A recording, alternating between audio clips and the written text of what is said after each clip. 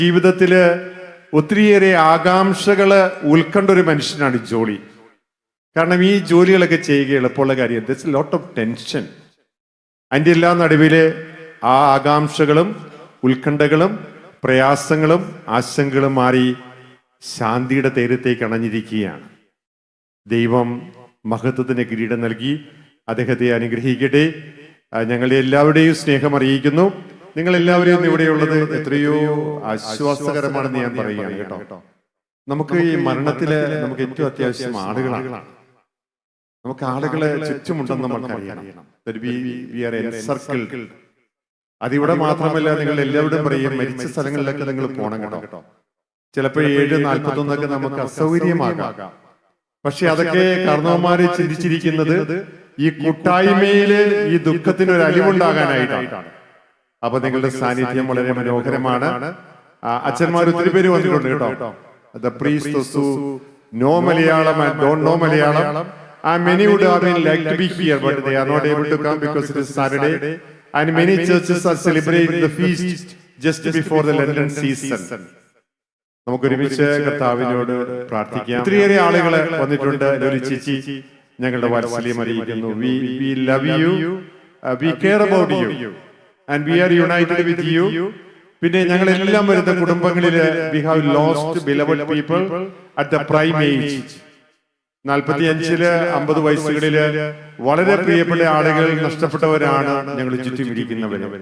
So we know the heaviness and the memory. എത്രയോ വർഷങ്ങൾ കഴിഞ്ഞിട്ട് അവരുടെ ഓർമ്മകളുമായിട്ടാണ് ഞങ്ങൾ നടക്കുക.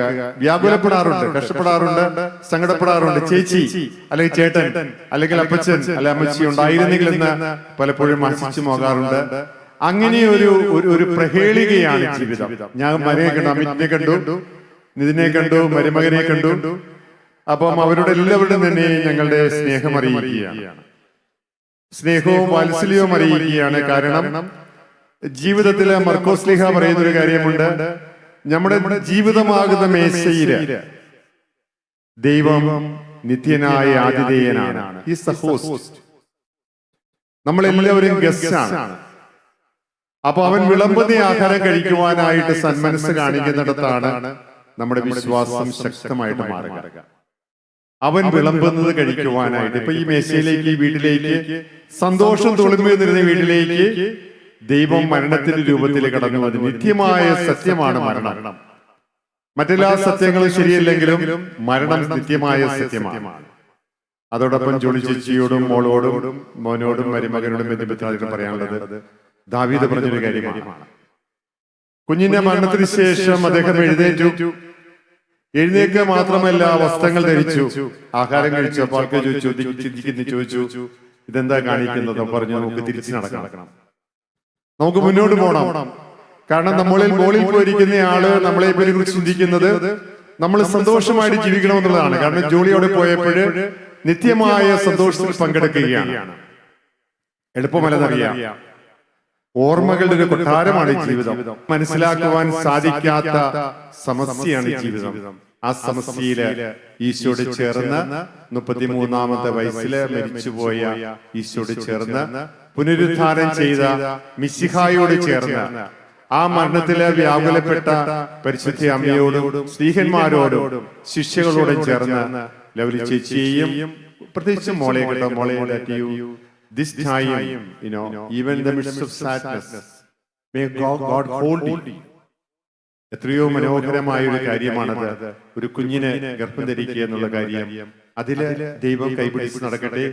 Let these sorrows do not sadden you, but you know very well there is somebody in front of God and in front of Jesus who intercedes for you. മോനെയും മരുമകനെയും എല്ലാവരെയും ഓർത്തുകൊണ്ട് ആശീർവദിക്കണമെന്ന് പ്രാർത്ഥിച്ച് ആ കുർബാനയുടെ സമാപന പ്രാർത്ഥനകളിലേക്ക് നമുക്ക് കടക്കാം.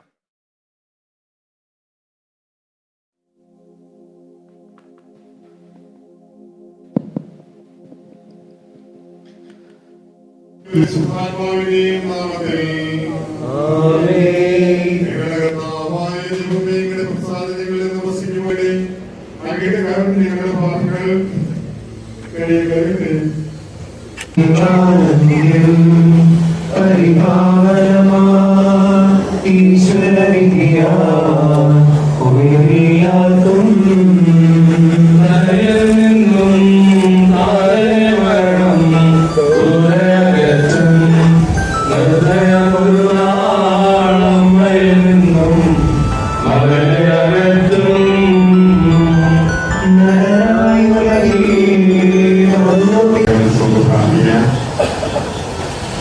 ഓരോ വ്യക്തികളുടെയും ജീവിതം നമ്മുടെ ജീവിതങ്ങളെ സ്വാധീനിച്ചുകൊണ്ട് നന്മകൾ എഴുതിയിട്ടുണ്ട്, സന്തോഷം എഴുതിയിട്ടുണ്ട്. ജോലി ഒരു ദാനമായിരുന്നു.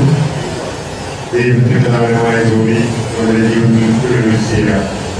ആ പ്രകാശത്തെ ഓർത്ത് ദൈവത്തോട് നന്ദി പറഞ്ഞ് നിത്യമായ സന്തോഷത്തിലേക്ക് ജോലിയെ സ്വീകരിക്കുന്നതോടൊപ്പം തന്നെ ഭൂമിയിലായിരിക്കുന്ന പ്രിയപ്പെട്ട സഹോദരി, മകള്, മകൻ, മരുമകൻ, ബന്ധുമിത്രാദികള് അവരെ ആശ്വസിപ്പിക്കുവാനായി ആത്മാവിന്റെ വരദാനങ്ങള് ധാരാളമായി നൽകുന്നതെന്ന് നമുക്ക് പ്രാർത്ഥിക്കാം. ഞങ്ങളുടെ ജീവിതവും കാഴ്ചകളും നീകൊണ്ട് വെളിച്ചത്തിന്റെ പാത്രങ്ങളും പുറത്തുവിടുകയാണേ. നിഷ്കളങ്കനായ അഭിനന്ദനെയും കുട്ടിജനായ രോഗിനെയും അകൽ വിശ്വാസത്തിന്റെ ഭാഗത്തിനെയും വലിയ കാഴ്ചകൾ പോലെ ഞങ്ങളുടെ കാഴ്ചകളും സ്വീകരിക്കണമേ.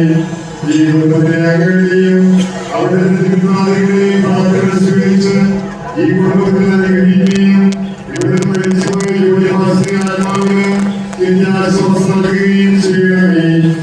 ഇപ്പോഴും എപ്പോഴും എന്നേക്കും.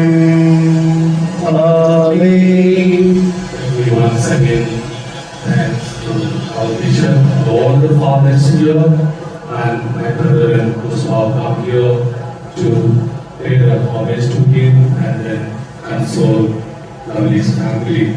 Thank you so much, and each one to come here and then.